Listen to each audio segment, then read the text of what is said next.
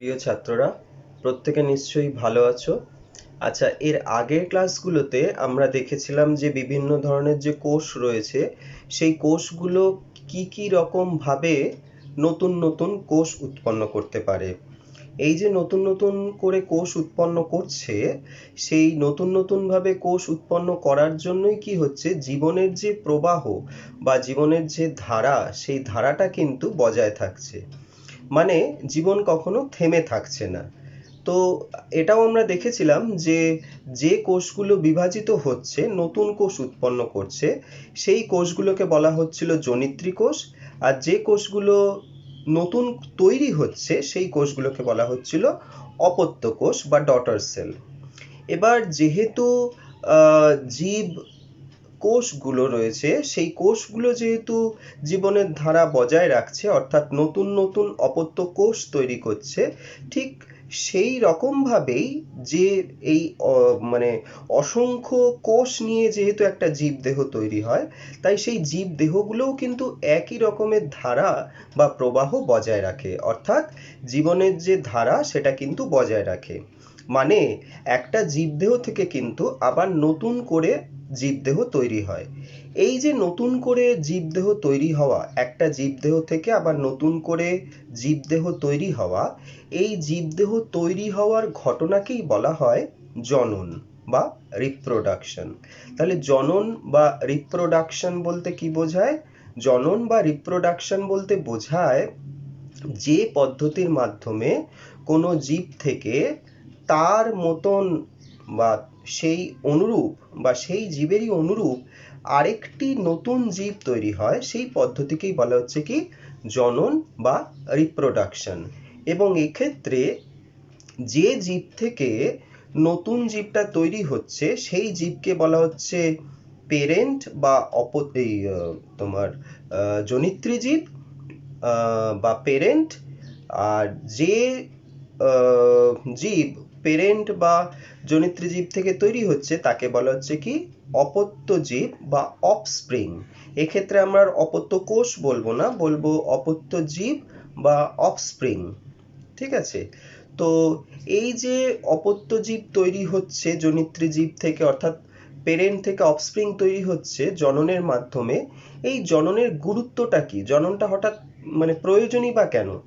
মনে রাখবে যে জনন জীবের একটা বৈশিষ্ট্য এবং এটাও একটা খুবই গুরুত্বপূর্ণ শারীরবৃত্তীয় প্রক্রিয়া ঠিকই, কিন্তু অত্যাবশ্যকীয় কিন্তু নয়। অর্থাৎ যেরকম আমরা এর আগে দেখেছি শ্বসন, তারপরে রেচন, তারপরে ধরো সংবহন, পুষ্টি, এই পদ্ধতিগুলো হচ্ছে জীবের অত্যাবশ্যকীয় শারীরবৃত্তীয় প্রক্রিয়া। মানে এইগুলো ছাড়া কোনো জীব কিন্তু বাঁচতেই পারবে না, কিন্তু জনন ছাড়াও জীব বেঁচে থাকতে পারবে। জননের মাধ্যমে তাহলে কি কি কাজ হতে পারে, অর্থাৎ জননের গুরুত্বটা কি সেটা একটু জানতে হবে। জননের গুরুত্ব বলতে গেলেই প্রথমেই যেটা বলতে হবে সেটা হলো বংশবৃদ্ধি। তাহলে জননের মাধ্যমে কি হয়, একটা জীব নতুন করে তারই মতন আরেকটা জীব উৎপন্ন করে। এই যে আরেকটা তারই মতন জীব উৎপন্ন করছে, এই জীব উৎপন্ন করার মাধ্যমে কি হচ্ছে, এই জীব উৎপন্ন করার মাধ্যমে তারই মতন নতুন জীব তৈরি হচ্ছে। তার ফলে তার যে বংশটা, সেই বংশটা কিন্তু বৃদ্ধি পাচ্ছে।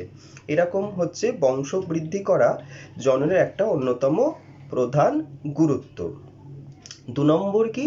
২ নম্বর হলো বাস্তুতান্ত্রিক ভারসাম্য বজায় রাখা। বাস্তুতান্ত্রিক ভারসাম্য কিভাবে বজায় থাকে? বাস্তুতন্ত্রে বিভিন্ন ধরনের জীব থাকে। এবার সেই জীবেদের মধ্যে কিছু জীব নতুন করে যেরকম জন্মায়, আবার অনেক জীব মারাও যায়। এই মারা যাওয়ার মাধ্যমে কি হয়, বাস্তুতন্ত্রে জীবের পরিমাণ কমে যায়।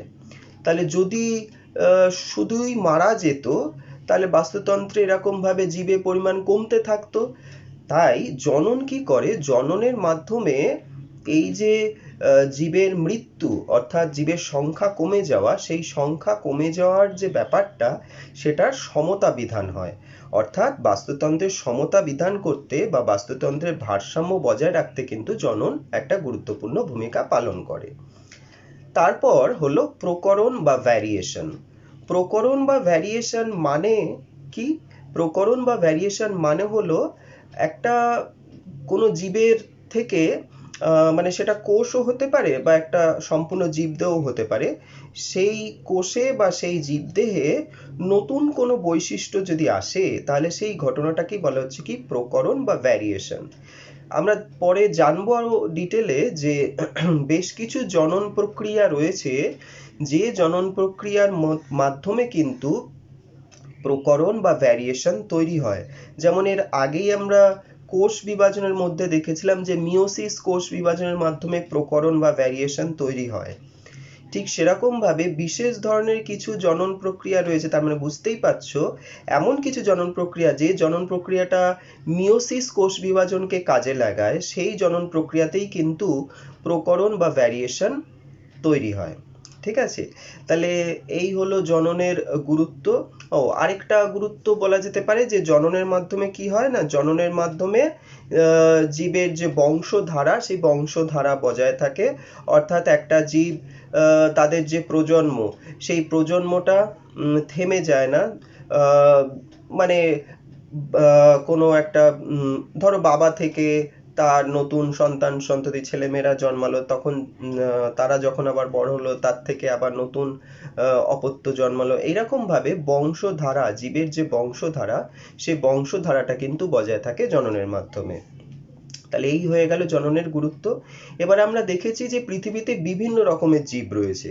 তা এই যে এত রকমের জীব রয়েছে সবাই কি একই রকম ভাবে অপত্য সৃষ্টি করে?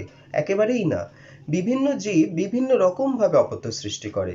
তো বিভিন্ন রকমের জীব যে বিভিন্ন রকম ভাবে অপত্য তৈরি করছে সেটার উপর ভিত্তি করে সেই পর্যবেক্ষণটার উপর দাঁড়িয়ে জননকে সামগ্রিকভাবে দুটো ভাগে ভাগ করা হয়েছে।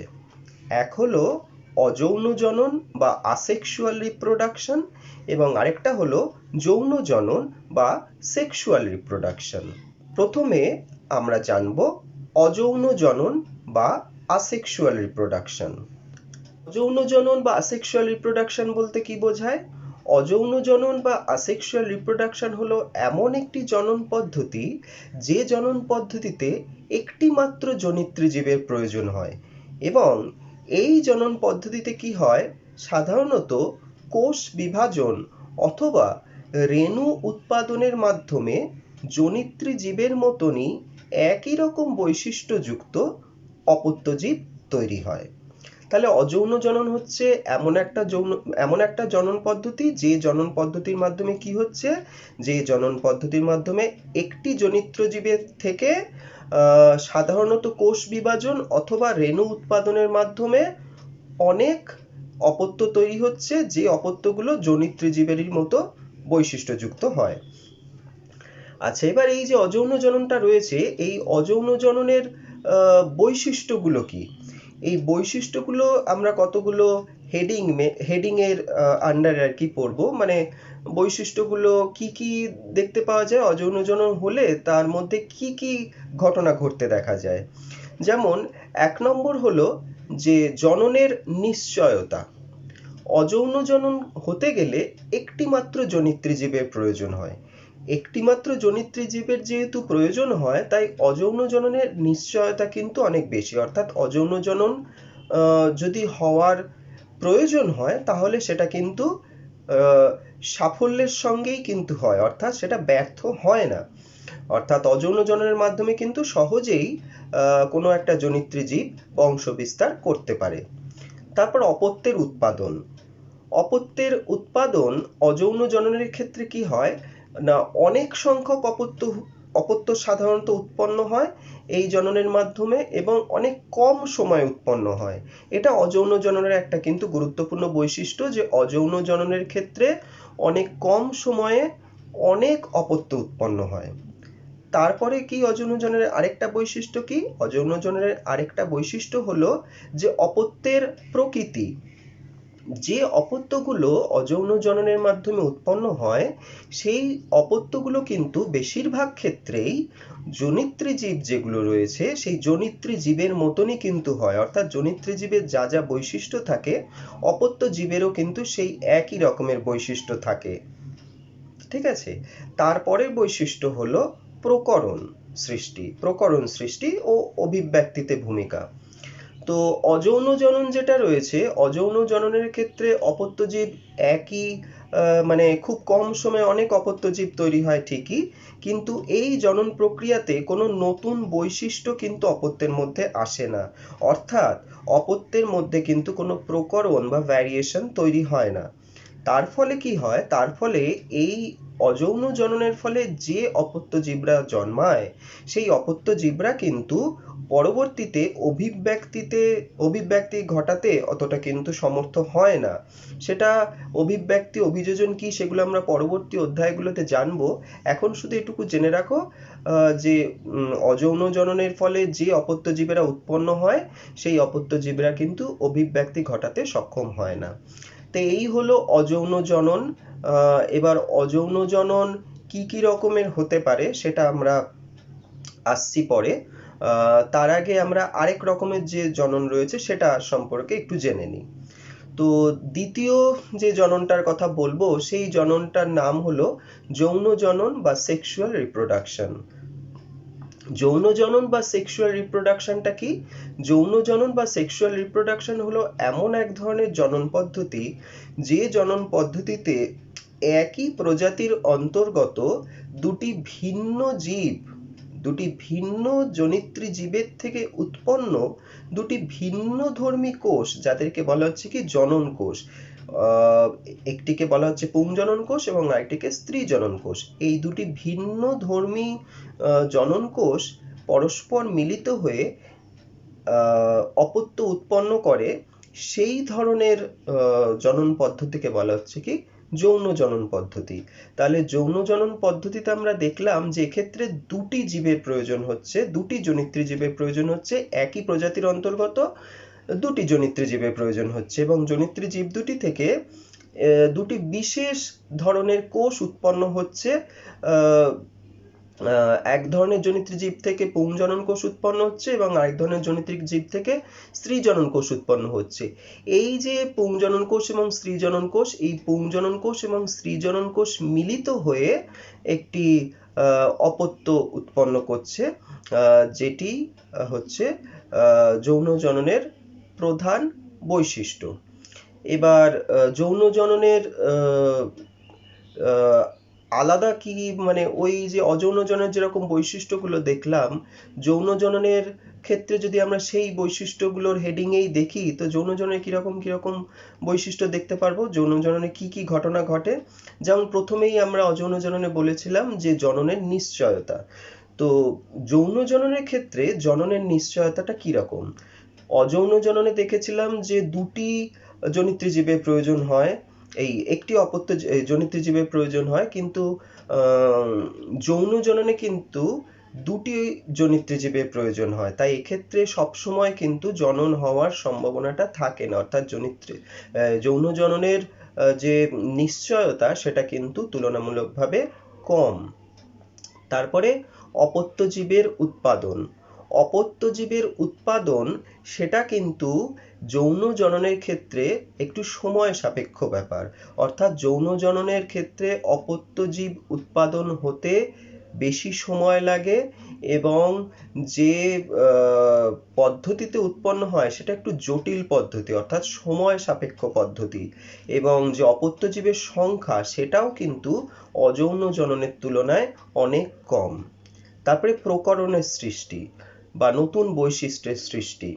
এই যে যৌন জনন রয়েছে, যৌন জননের ক্ষেত্রে কিন্তু যে অপত্য জীবগুলো উৎপন্ন হয়, সেই অপত্য জীবগুলো নতুন নতুন বৈশিষ্ট্য যুক্ত হয়, অর্থাৎ সেই অপত্য জীবগুলোর প্রকরণ বা ভ্যারিয়েশন কিন্তু দেখতে পাওয়া যায়।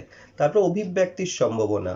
যেহেতু যৌন জননের ফলে উৎপন্ন অপত্যগুলিতে নতুন নতুন বৈশিষ্ট্য আসে, তাই যে অপত্য জীবগুলো জন্মায় যৌন জননের মাধ্যমে, তারা কিন্তু অভিব্যক্তি বা ইভলিউশনে সক্ষম হয়। এই হলো যৌন জননের প্রধান প্রধান বৈশিষ্ট্য। যৌন জনন সমস্ত ধরনের উন্নত উদ্ভিদ এবং উন্নত প্রাণীদের ক্ষেত্রে দেখতে পাওয়া যায়। মানুষের ক্ষেত্রেও যৌন জনন বা সেক্সুয়াল রিপ্রোডাকশন দেখতে পাওয়া যায়। আর সমস্ত আমাদের চারপাশে যে সমস্ত উদ্ভিদগুলো দেখি, তাদের প্রায় সবকটিই কিন্তু যৌন জননের মাধ্যমে বংশবিস্তার করে। আর অযৌন জননের ক্ষেত্রে কিন্তু আমরা দেখেছিলাম কিছু নিম্ন শ্রেণীর উদ্ভিদের ক্ষেত্রে এবং কিছু নিম্ন শ্রেণীর প্রাণীদের ক্ষেত্রে অযৌন জনন বা সেক্সুয়াল রিপ্রোডাকশন দেখা যায়। এবার এই যৌন জনন এবং অযৌন জননের মধ্যে পার্থক্যগুলো আরেকবার একটু আমরা দেখে নেব। তার আগে তোমাদের আরেকটা কথা বলে দিচ্ছি যে যৌন জনন যদিও আমরা দেখলাম যে দুটি ভিন্নধর্মী জনন কোষের মিলনের মাধ্যমে যে জনন কোষ যে জননটা সম্পন্ন হয় তাকেই বলা হচ্ছে এক কথায় যৌন জনন বা সেক্সুয়াল রিপ্রোডাকশন। এবার এটা ছাড়াও কিন্তু আরেক ধরনের যৌন জনন হয়, সেটা পরবর্তীকালে উঁচু ক্লাসে উঠলে জানবে। সেই যৌন জননকে বলা হয় কনজুগেশন।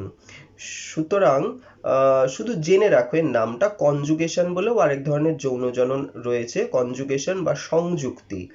আর আমরা সংজ্ঞাতে যে যৌন জননটার কথা বললাম, অর্থাৎ পুংজনন কোষ এবং স্ত্রী জনন কোষ মিলিত হয়ে নতুন অপত্য তৈরি হওয়ার যে ঘটনাটা বললাম, সেটা কিন্তু সাধারণত এই ধরনের যৌন জননটাকে সাধারণত বলা হচ্ছে সিনগ্যামি। সিনগ্যামি। তাহলে যৌন জননকে দুটো ভাগে ভাগ করা যায় এখন শুধু এটুকু মনে রাখো যে যৌন জননকে দুটো ভাগে ভাগ করা যায়। একটা হলো সিনগ্যামি এবং আরেকটা হলো কনজুগেশন।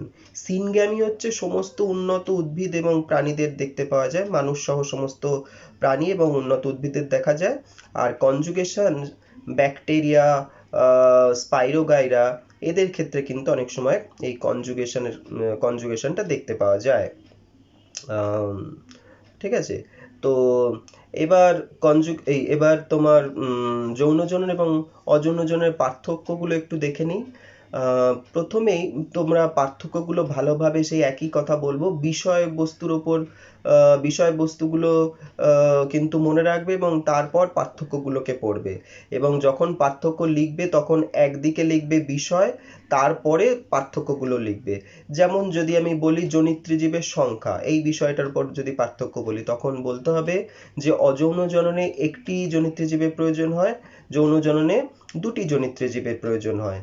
তারপরের বিষয়টা যদি বলি অপত্যের প্রকৃতি, তখন বলবো যে অযৌন জননে অপত্য জীব নতুন বৈশিষ্ট্যযুক্ত হয় না, যৌন জননে অপত্য জীব নতুন বৈশিষ্ট্যযুক্ত হয়।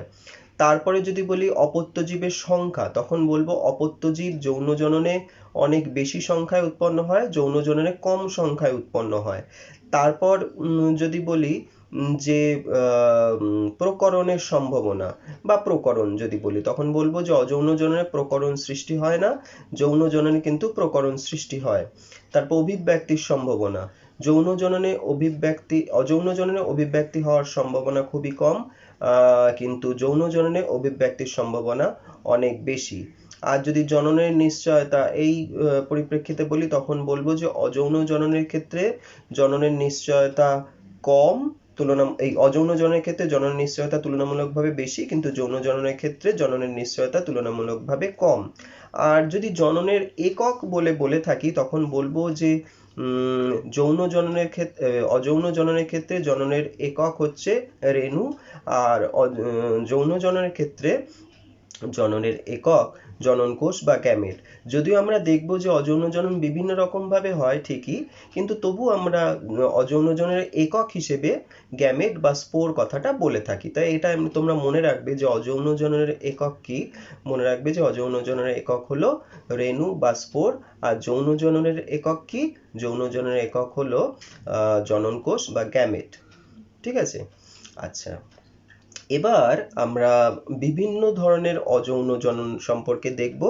তো বিভিন্ন ধরনের অযৌন জনন হয়, বিভিন্ন ধরনের জীবের ক্ষেত্রে বিভিন্ন রকম ভাবে অযৌন জনন হয়।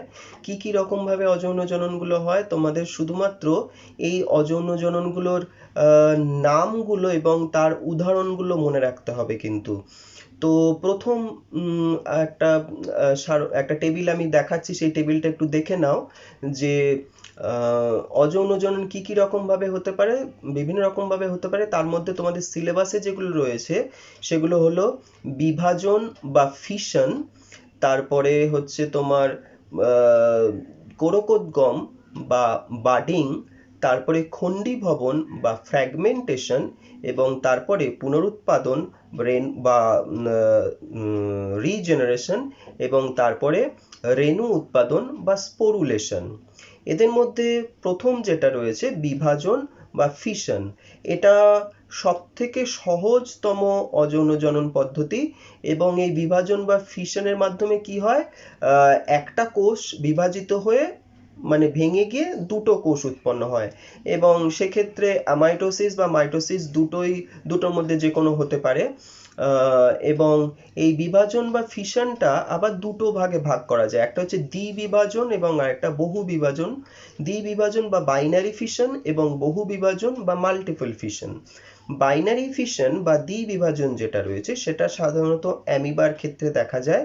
আমি তোমাদের একটা ভিডিও দেখাচ্ছি অ্যামিবার দ্বিবিভাজন কিরকম ভাবে হয়, সেটা তোমরা একটু ভালো করে দেখে নাও। ইউটিউব থেকেই আমার পাওয়া একটা ভিডিও, সেটা তোমাদের জন্য দেখাচ্ছি, একটু দেখে নাও। দেখো এখানে কিভাবে অ্যামিবা দ্বিবিভাজিত হয়। সিটোপডি এগুলো সব ঢুকে গেল। এবার দেখো নিউক্লিয়াসটা কিন্তু ডাম্বেলের মতো লম্বা হচ্ছে, তার সঙ্গে সাইটোপ্লাজমটাও লম্বা হচ্ছে, মাঝখান থেকে একটা খাঁজ সৃষ্টি হচ্ছে। দেখো ডাম্বেলের মতো পুরো হয়ে যাচ্ছে এবং আস্তে আস্তে দেখো দুটো অংশে পুরো ভাগ হয়ে যাচ্ছে। দেখো সম্পূর্ণ দুটো অ্যামিবা হয়ে গেল, একটা অ্যামিবা থেকে, একটা কোষ থেকে বিভাজিত হয়ে দুটো কোষ তৈরি হলো। তাই এটা হলো আসলে এক ধরনের দ্বিবিভাজন পদ্ধতি। তাহলে দেখলে যে অ্যামিবার দ্বিবিভাজন কিরকম ভাবে হয়। অ্যামিবা কিন্তু আবার আরেক ধরনের বিভাজনও করতে পারে, অর্থাৎ বহু বিভাজন বা মাল্টিপল ফিশন। তাহলে বহু বিভাজন বা মাল্টিপল ফিশনটা কখন হয়, কিভাবে হয়? বহু বিভাজন বা মাল্টিপল ফিশনটা হয় সাধারণত অ্যামিবা যখন কোনো প্রতিকূল পরিস্থিতিতে পড়ে, তখন সেই প্রতিকূল পরিস্থিতির সময় কিন্তু অ্যামিবা বহু বিভাজন বা মাল্টিপল ফিশন ঘটায়। এবার এই বহু বিভাজন বা মাল্টিপল ফিশনটা কিরকম হয়? বহু বিভাজন বা মাল্টিপল ফিশনের ক্ষেত্রে একটা মানে পুরো অ্যামিবার যে কোষটা প্রথমে চারিদিকে সিউডোপোডিয়া বা মানে ছদ্মপদ যেগুলো রয়েছে সেই সিউডোপোডিয়াগুলো ছড়িয়ে ছিটিয়ে থাকে। তো সেই সিউডোপোডিয়াগুলো ক্রমশ সংকুচিত হয়ে একটা গোলাকার গঠন তৈরি করে। তারপর সেটাকে ঘিরে আবার কিন্তু একটা চাকতির মতন গঠন তৈরি হয়, যেটাকে সিস্ট বলা হয়। এই সিস্টের ভেতরে প্রথমে অ্যামিবার সম্পূর্ণ কোষটা চলে যায়। তারপর সিস্টের ভেতরে কোষের যে নিউক্লিয়াস, সেই নিউক্লিয়াসটা অসংখ্যবার বিভাজিত হয়ে অসংখ্য নিউক্লিয়াস তৈরি করে এবং প্রত্যেকটা নিউক্লিয়াসকে ঘিরে সাইটোপ্লাজমের স্তর থাকে বা আস্তরণ থাকে। এবার তারপর এই যে ছোট ছোট নিউক্লিয়াস এবং তাকে ঘিরে ছোট ছোট সাইটোপ্লাজমের যে স্তর, এই জিনিসগুলো এই গঠনটাকে স্পোর বলা হচ্ছে। তারপর যখন উপযুক্ত পরিবেশ আসে তখন এই স্পোর ফেটে গিয়ে সেখান থেকে কিন্তু নতুন নতুন অ্যামিবা আবার ওই ছোট ছোট অংশগুলো বেরিয়ে আসে এবং তার থেকে পূর্ণাঙ্গ অ্যামিবা তৈরি হয়ে যায়। এই বহু বিভাজন বা মাল্টিপল ফিশনে আরেকটা মাল্টিপল ফিশন বা বহু বিভাজন প্লাজমোডিয়াম বলে এক ধরনের আদ্য প্রাণী বা প্রোটোজোয়ার ক্ষেত্রেও দেখা যায়। প্লাজমোডিয়াম বলে যে আদ্য প্রাণী বা প্রোটোজোয়াটা রয়েছে, হয়তো তোমরা মনে করতে পারছো যে এটা হচ্ছে কিন্তু আমাদের ম্যালেরিয়া রোগের জন্য দায়ী যে প্রাণীটা, সেইটার নাম। এই আদ্য প্রাণীটাকে বা প্রোটোজোয়াটাকে বলা হচ্ছে প্লাজমোডিয়াম। এটা আমাদের ম্যালেরিয়া রোগ সৃষ্টি করে। যে আদ্য প্রাণীটাকে বা প্রোটোজোয়াটাকে স্ত্রী অ্যানোফিলিস মশা বহন করে। এই আদ্য প্রাণীটার বিভিন্ন মানে জীবনচক্রে বিভিন্ন ধরনের দশা দেখা যায়। তার মধ্যে একটা বিশেষ ধরনের দশা হলো স্পোরোজয়েট। এই স্পোরোজয়েট বা স্পোরোজয়েট যে দশাটা, সেই স্পোরোজয়েট দশাটা মশার শরীরে তৈরি হয়, মানে স্ত্রী অ্যানোফিলিস মশার শরীরে তৈরি হয়। যে পদ্ধতিতে এই স্পোরোজয়েটটা স্ত্রী অ্যানোফিলিস মশার শরীরে তৈরি হয় সেটাও কিন্তু একটা বহু বিভাজন পদ্ধতি বা মাল্টিপল ফিশন পদ্ধতি। এটা কিন্তু স্ত্রী অ্যানোফিলিস মশার পাকস্থলিতে হয়। তারপর স্ত্রী অ্যানোফিলিস মশা যখন একটা সুস্থ মানুষকে কামড়ায়, মানে রক্তপান করে যখন, তখন কি হয়, এই স্পোরোজয়েটগুলো লালা গ্রন্থি থেকে সুস্থ মানুষের শরীরে চলে আসে এবং সেখানে যে লোহিত রক্তকণিকার কোষ রয়েছে সেই লোহিত রক্তকণিকার কোষের ভেতর ঢুকে যায় এবং সেখানে একটা মানে বৃদ্ধিপ্রাপ্ত হয়ে সাইজন্ট বলে একটা বিশেষ দশা গঠন করে। এই সাইজন্ট কি হয়, সাইজন্ট দশাতে এসে আবার কিন্তু এই পরজীব মানে এই আদ্য প্রাণীটা বহুবার বিভাজিত হয় অর্থাৎ মাল্টিপল ফিশন ঘটায় এবং মাল্টিপল ফিশনের মাধ্যমে যে গঠনটা তৈরি করে তাকে বলা হচ্ছে মেরোজয়েড। এই যে সাইজন থেকে মেরোজয়েড তৈরি হওয়ার যে বহুবিভাজনটা সেটাকে বলা হয় সাইজোগনি। আর যখন অ্যানোফিলিস মশার শরীরে স্পোরোজয়েড তৈরি হচ্ছে যে বহুবিভাজনের মাধ্যমে তাকে বলা হচ্ছে কি স্পোরোগনি। তাহলে প্লাজমোডিয়ামের ক্ষেত্রে স্পোরোগনি এবং সাইজোগনি এই দু ধরনের বহুবিভাজন দেখতে পাওয়া যায়। স্পোরোগনি দেখতে পাওয়া যায় স্ত্রী অ্যানোফিলিস মশার শরীরে এবং সাইজোগনি দেখা যায় মানুষের ক্ষেত্রে লোহিত রক্তকণিকাতে। ঠিক আছে, তাহলে এই হলো বহুবিভাজন। এর পরের অংশ যেটা সেটা হলো কোরক উৎপাদন বা কোরকোদ্গমন বা বাডিং। কোরকোদ্গমন বা বাডিং মানে হচ্ছে আসলে এটা ধরো তোমাদের সিলেবাসে যেটা রয়েছে এবং যেটা সাধারণত বেশি দেখা যায় সেটা হলো ইস্ট বলে একটা ছত্রাকের ক্ষেত্রে দেখতে পাওয়া যায় এবং নিডারিয়া পর্বের হাইড্রা বলে একটি প্রাণী রয়েছে তাদের ক্ষেত্রে দেখতে পাওয়া যায়। তাদের উদাহরণ দুটোই তোমাদের দেওয়া রয়েছে। এক্ষেত্রে কি হয়, প্রথমে ইস্টের ক্ষেত্রে বলি। ইস্টের ক্ষেত্রে কি হয়, ইস্টের ক্ষেত্রে ইস্ট হচ্ছে একটা এককোষী ছত্রাক। এই এককোষী ছত্রাকটার মানে এদের দেহটা একটাই মাত্র কোষ দিয়ে তৈরি। এবার এই কোষের একটা জায়গায়, একটা নির্দিষ্ট জায়গায় কি হয় না, কোষ সেই জায়গাটা ক্রমশ ফুলে যায়। এই ফুলে যাওয়া যে অংশটা সেটাকেই বলা হচ্ছে উপবৃদ্ধি। তো এই উপবৃদ্ধিটাকে বলা হয় মানে ফুলে যাওয়াটাকে বলা হয় উপবৃদ্ধি এবং এই উপবৃদ্ধিটার বিশেষ নাম হলো কোরক বা বাড। এই কোরক বা বাডটা ক্রমশ ফুলতে থাকে অর্থাৎ বড় হতে থাকে, বড় হয়ে একটা সম্পূর্ণ কোষের মতন গঠন করে। তারপর কি হয়, ইস্টের কোষ থেকে দেহকোষ থেকে এটা সম্পূর্ণ আলাদা হয়ে যায় অর্থাৎ নতুন অপত্য তৈরি করে। অনেক সময় কি হয়, অনেক সময় এই যে কোরকটা উৎপন্ন হচ্ছে ইস্টের সেটা ইস্টের যে কোষ তার সঙ্গে লেগেই থাকে এবং নতুন যে ইস্টটা তৈরি হলো, একটা ইস্ট থেকে কোরকের মাধ্যমে যে নতুন ইস্টটা তৈরি হলো সেটা মানে জনিত্রী ইস্টের সঙ্গে লেগে থাকছে এবং এই যে পরবর্তীতে মানে দ্বিতীয় যে অপত্য ইস্টটা তৈরি হলো সেই অপত্য ইস্টের থেকেও আবার কোরক উৎপন্ন হয় এবং তার থেকে আবার একটা কোরক উৎপন্ন হয়। এরকম ভাবে পরপর অনেকগুলো ইস্ট কিন্তু এরকম কোরক উৎপাদনের মাধ্যমে একসঙ্গে একটা শৃঙ্খল বা চেনের মতো গঠন তৈরি করে থেকে যায় অনেক সময়, যেটাকে বলা হয় ছদ্ম মাইসেলিয়াম বা সিউডোমাইসেলিয়াম। এবং এই গঠনটা টরুলা বলে এক বিশেষ ধরনের ইস্টের মতন দেখতে হয় বলে এই পদ্ধতিটাকে টরুলেশনও বলা হয়। অর্থাৎ টরুলেশন মানে কি, টরুলেশন মানে হলো যে পদ্ধতিতে কোরক উৎপাদনের মাধ্যমে বিভিন্ন ধরনের মানে অনেকগুলি ইস্ট একটির সঙ্গে আরেকটি পরস্পর যুক্ত হয়ে শৃঙ্খলের মতন গঠন সৃষ্টি করে তাকেই বলা হচ্ছে টরুলেশন। এবার হাইড্রার ক্ষেত্রে কিরকম ভাবে কোরক উৎপাদন হয়, এর ক্ষেত্রে কিভাবে কোরকোদ্গম বা বাডিং হয় সেটা একটু তোমরা ভালো করে দেখে নাও এই অ্যানিমেশনটার মাধ্যমে। এই অ্যানিমেশনটা আমি ইউটিউব থেকেই নিয়েছি তোমাদের জন্যই, তোমাদের ভালোভাবে বোঝার জন্য। দেখো, হাইড্রা একটা নিডারিয়া পর্বভুক্ত প্রাণী, মিষ্টি জলে সাধারণত থাকে, মানে ফ্রেশ ওয়াটারে থাকে। তো সেই হাইড্রার দেখো এটা হচ্ছে দেহের মুখ আর কি, ওদের কোর্সিকা, এবং যে ছোট্ট গোলাকার অংশটা দেখালো সেটা হচ্ছে মুখ। এবার দেখো বাড বা কোরক তৈরি হচ্ছে। দেখো আবার আরেকটা দিক থেকে দেখানো হচ্ছে কিভাবে বাড বা কোরকটা তৈরি হচ্ছে। প্রথমে মুখছিদ্র তৈরি হলো, তারপর দেখো সেখান থেকে কোর্সিকা বা টেন্টাকলস গুলো তৈরি হলো। এবার আস্তে আস্তে ওটা বড় হচ্ছে কিন্তু। এইবার দেখো মূল দেহ থেকে মানে জনিত দেহ থেকে আলাদা হয়ে গেল। এইভাবে কোরক উৎপাদন হলো। আচ্ছা, এর পরবর্তী যে অযৌনজনের পদ্ধতিটা রয়েছে সেটা হলো ফ্র্যাগমেন্টেশন বা খণ্ডীভবন। ফ্র্যাগমেন্টেশন বা খণ্ডীভবন মাধ্যমে কিভাবে জননটা সম্পন্ন হয়। ফ্র্যাগমেন্টেশন বা খণ্ডীভবনের ক্ষেত্রে কি হয়, যে জনিত্রী জীব রয়েছে সেই জনিত্রী জীবের দেহের কোনো একটা অংশ যদি খণ্ডিত হয় মানে বিচ্ছিন্ন হয় তাহলে সেখান থেকে একটা সম্পূর্ণ জীবদেহ তৈরি হয়ে যায়।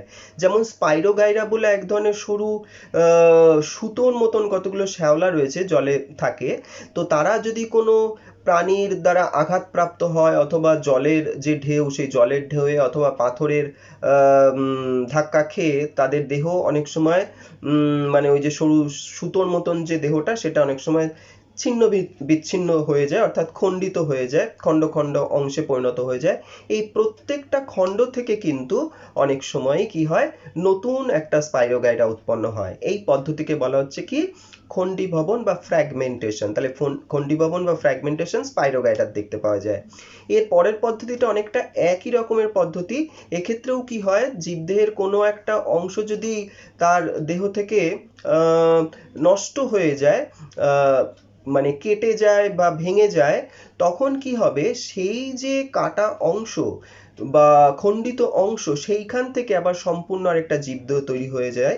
এই ঘটনাটাকে বলা হচ্ছে কি পুনরুৎপাদন বা রিজেনারেশন। পুনরুৎপাদন বা রিজেনারেশন হচ্ছে প্ল্যানেরিয়া বলে এক ধরনের চ্যাপ্টা কৃমি রয়েছে, তাদের ক্ষেত্রে খুব ভালোভাবে দেখা যায় এবং সেটারও একটা ভিডিও ইউটিউব থেকে আমি পেয়েছি, সেটা একটু তোমরা দেখে নাও। আগে প্ল্যানেরিয়াটাকে কেটে দেওয়া হচ্ছে, দুটো অংশে ভাগ করে দেওয়া হলো প্রথম দিন এটা। তারপর দেখো কি হয়, দুটো অংশ দেখো আলাদা হয়ে গেছে। দেখো দুটো দুদিকে যাচ্ছে।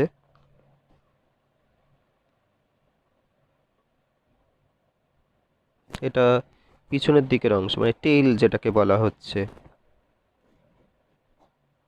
বা লেজ। কাটার একদিন পরে যে লেজের দিকের যে অংশটা, সেই অংশটা।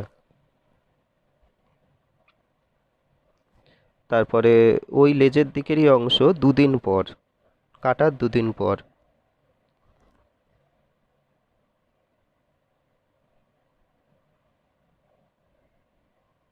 3 দিন পর ওই একই লেজের অংশটাই দেখানো হচ্ছে। এটাও কিন্তু ইউটিউব থেকেই নেওয়া তোমাদের ভালো বোঝার জন্য, সুতরাং তোমরা একটু ভালো করে দেখবে।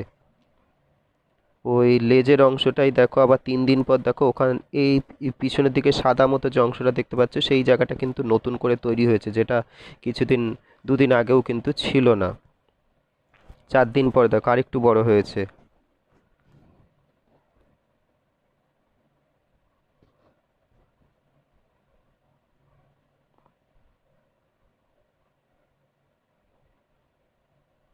এই দেখো মাথার দিকের অংশটা কিন্তু তৈরি হতে শুরু করেছে এবং দুটো চোখই কিন্তু তৈরি হয়েছে। একটু ভালো করে দেখার চেষ্টা করো, দুটো চোখ তৈরি হয়েছে এবং মাথার গঠনটাও কিন্তু একরকমই চলে এসছে।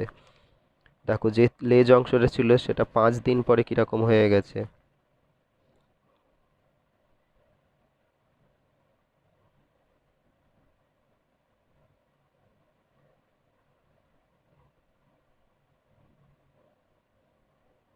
দেখো 7 দিন পরে, কেটে ফেলার 7 দিন পরে কি হয়েছে।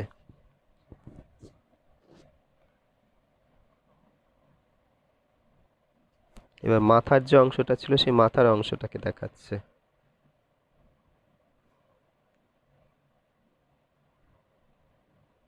এটা ওই যেদিনকে কাটা হলো সেই সেই দিনটা।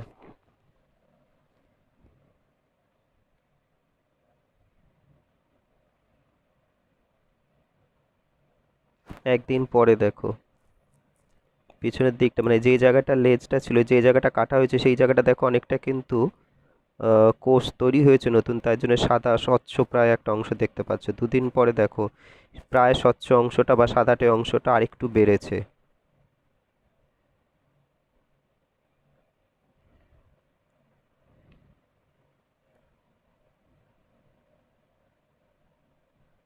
দেখো 3 দিন পরে আরও একটু বেড়েছে। ক্রমশ লেজের মতন যে অংশটা যেটা কাটা হয়ে গিয়েছিল সেই অংশটা কিন্তু আস্তে আস্তে বাড়ছে।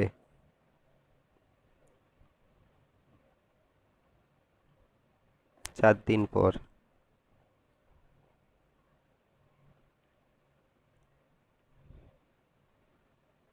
5 দিন পর দেখো কাটার 5 দিন পরে আরও বড় হয়ে গেছে কিন্তু লেজের অংশটা।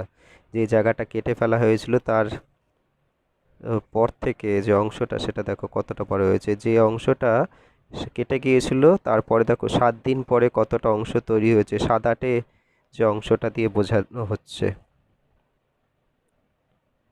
এবার দেখো দুটো পুরো 7 দিন পরে দুটো আলাদা আলাদা প্ল্যানেরিয়া তৈরি হয়ে গেছে একটা প্ল্যানেরিয়া থেকে। এইরকম ভাবে কিন্তু প্ল্যানেরিয়ার ক্ষেত্রে রিজেনারেশন বা পুনরুৎপাদন দেখতে পাওয়া যায়। খুবই অদ্ভুত একটা ঘটনা, দেখতে পেলে তোমরা নিজেরা।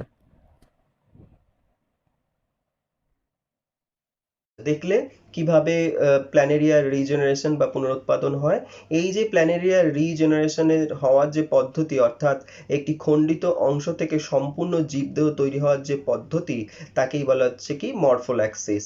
যদি কোনো জীবের তার দেহের যে কোনো অংশ নষ্ট হয়ে যায় বা খণ্ডিত হয়ে যায়, তখন সেইখান থেকে আবার সেই অংশটা, হারানো অংশটা ফিরে পাওয়ার যে পদ্ধতি, তাকে বলা হয় এপিমরফোসিস।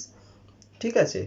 আচ্ছা, তাহলে এর পরবর্তী যে অযৌনজনের পদ্ধতি সেটা হলো রেণু উৎপাদন বা স্পোরুলেশন।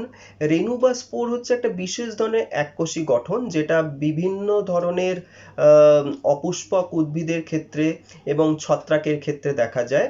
তো আমরা প্রথমে ছত্রাকের ক্ষেত্রে দেখি। ছত্রাকের ক্ষেত্রে বিভিন্ন, প্রধানত দু ধরনের রেণু দেখতে পাওয়া যায়। এক ধরনের রেণু আছে যারা কিন্তু একটা জায়গা থেকে আরেকটা জায়গায় নিজেরাই চলাফেরা করতে পারে, অর্থাৎ এরা চলনে সক্ষম। এই ধরনের রেণুকে বলা হয় চলরেণু বা জু স্পোর বা জু স্পোর।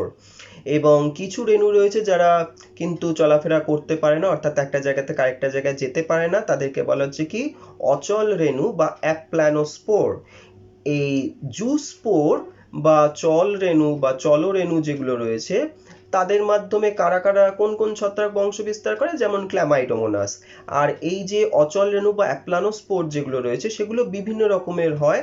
আমি তোমাদের নামগুলো বলছি, এবং প্রত্যেকটা ধরনের যে রেণুগুলো, অচল রেণুগুলো রয়েছে, সেই অচল রেণুগুলো কাদের কাদের দেখা যায় সেরকম কতগুলো নাম তোমাদেরকে আমি দেখিয়েও দিচ্ছি। তোমাদের প্রধানত এই বিভিন্ন রকমের অচল রেণুগুলোর নামগুলোই মুখস্থ করবে, আর প্রত্যেকটা থেকে না হয় একটা করে উদাহরণ মনে রাখবে।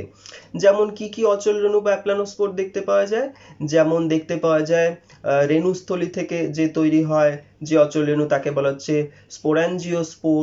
তারপরে একটা খুব শক্ত আবরণ বেষ্টিত যে রেণু দেখতে পাওয়া যায়, তাকে বলা হচ্ছে ক্ল্যামাইডোস্পোর। তারপরে দেখা যায় ওইডিয়া এবং কনিডিয়ার মতো বিভিন্ন ধরনের অ্যাপ্লানোস্পোর বা অচল রেণু কিন্তু ছত্রাকের ক্ষেত্রে দেখতে পাওয়া যায়।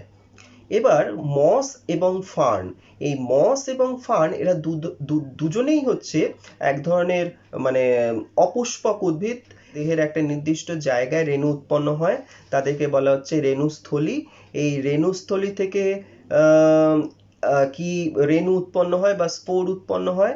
রেণু বা স্পোর উৎপন্ন হলে তারপর সেটা বাতাসের মাধ্যমে বিভিন্ন জায়গায় ছড়িয়ে পড়ে তারপর সেখান থেকে অঙ্কুরোদ্গম হয়। অঙ্কুরোদ্গম হয়ে যে উদ্ভিদ দেহটা তৈরি হয়, সেই উদ্ভিদ দেহটা হচ্ছে লিঙ্গধর দেহ। অর্থাৎ এখানে এরা হচ্ছে, এবং এই লিঙ্গধর দেহ হচ্ছে হ্যাপ্লয়েড প্রকৃতির হয়, অর্থাৎ লিঙ্গধর দেহে যে কোষগুলো থাকে সেই কোষগুলোতে হ্যাপ্লয়েড সংখ্যক ক্রোমোজোম থাকে, মানে ক্রোমোজোম জোড়ায় জোড়ায় থাকে না। আর সম্পূর্ণ যে উদ্ভিদ দেহটা রয়েছে যেখান থেকে রেণুটা উৎপন্ন হয়, তারা কিন্তু রেণুধর দেহ অর্থাৎ স্পোরোফাইটিক বডি, এবং মানে হলো এদের যে কোষগুলো রয়েছে সেই কোষগুলোতে কিন্তু প্রত্যেকটি ক্রোমোজোম জোড়ায় জোড়ায় থাকে। তা যাই হোক, এই যে লিঙ্গধর দেহ তৈরি হলো রেণুধর দেহ থেকে স্পোর উৎপাদনের মাধ্যমে। এই লিঙ্গধর দেহ বা গ্যামেটোফাইট থেকে কি হয়, গ্যামেটোফাইট বা লিঙ্গধর দেহ থেকে পুং জনন কোষ বা পুংগ্যামেট এবং স্ত্রী জনন কোষ বা স্ত্রী গ্যামেট উৎপন্ন হয়, এবং পুংগ্যামেট এবং স্ত্রী গ্যামেট মিলিত হয়ে তারপর আবার একটা প্রোথ্যালাস বলে একটা বিশেষ গঠন তৈরি হয়। সেটা কিন্তু আবার সেই ডিপ্লয়েড হয়ে যায়, এবং সেই ডিপ্লয়েড জীবদেহ থেকে একটা সম্পূর্ণ রেণুধর উদ্ভিদ দেহ কিন্তু তৈরি হয়। এরকম ভাবে মস ফার্ন এদের ক্ষেত্রে কিন্তু রেণু উৎপাদনের মাধ্যমে অযৌন জনন সম্পূর্ণ হয়। তাহলে এই হলো বিভিন্ন ধরনের অযৌন জনন। তো পরবর্তী ক্লাসে আমরা আরেকটা বিশেষ ধরনের অযৌন জনন সম্পর্কে জানবো। ঠিক আছে, তাহলে আজকের জন্য এইটুকুই। প্রত্যেকে ভালো থাকবে।